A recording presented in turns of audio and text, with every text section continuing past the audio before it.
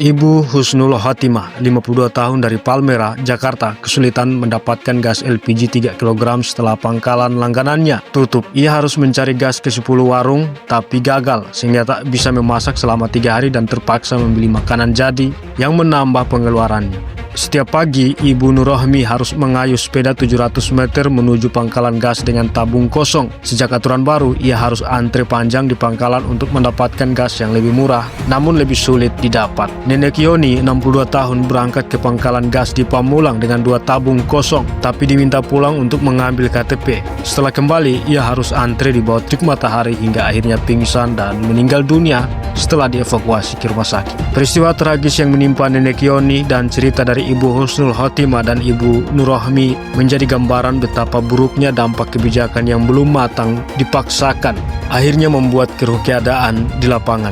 Bukannya menyentuh masalah yang substansial seperti korupsi energi, tumpang tindih kepentingan dan kewenangan terkait urusan energi, pengawasan dan penegakan hukum yang setengah hati, pemerintah malah membuat tekanan baru di masyarakat. Sementara di saat yang sama, para mafia energi nasional masih bergentayangan, tak kunjung tuntas diatasi hingga sekarang. Pemerintah seakan menjadikan rakyat sebagai kelinci percobaan, dipaksa menerima aturan tanpa peduli dengan dampak yang menghancurkan. Pemerintah hanya berani menekan rakyat kecil, tapi tunduk pada pemilik modal. Tajam ke bawah, tumpul ke atas. Orang-orang kaya tetap menikmati kemudahan, sementara masyarakat miskin semakin terhimpit. Para pemilik modal terus mendapatkan akses VIP dan masyarakat kecil makin termarginalkan. Teori kelas sosial sudah mendarah daging dalam kehidupan bermasyarakat dan bernegara, dan selanjutnya memperlebar jurang ketimpangan sosial. Fenomena yang sesungguhnya bertolak belakang dari semangat Pancasila. Kebijakan Menteri Energi dan Sumber Daya Mineral, Bapak Bahlil Lahadalia itu sejatinya memperlihatkan kemiskinan solusi terbaik di tengah makin kompleksnya masalah yang dihadapi oleh masyarakat sekarang ini.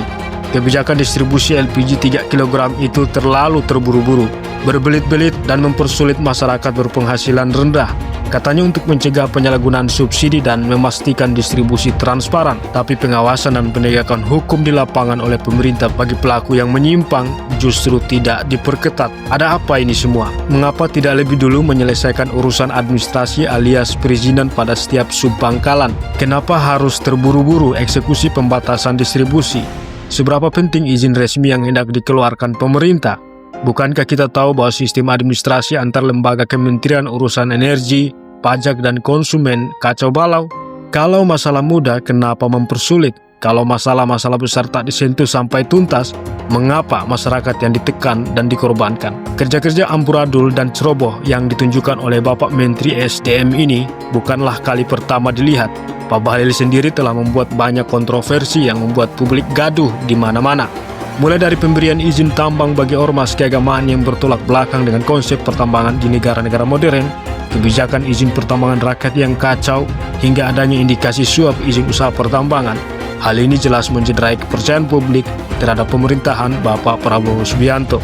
Harusnya Pak Bahlil mundur dari jabatannya, atau kalau masih tergiur dengan jabatan itu, maka sebaiknya Pak Bahlil dicopot dari jabatannya. Pencopotan Menteri SDM harus menjadi prioritas. Tak hanya itu, beberapa menteri yang bermasalah mulai dari dugaan korupsi hingga kebijakan yang tidak berpihak kepada rakyat juga patut menjadi prioritas. Kebijakan Bapak Bahlil hanyalah satu dari sekian banyak kontroversi yang melibatkan menteri-menteri dalam kabinet Bapak Prabowo. Sebab mempertahankan menteri-menteri bermasalah justru akan melemahkan citra pemerintahan dan menimbulkan ketidakpercayaan di kalangan rakyat.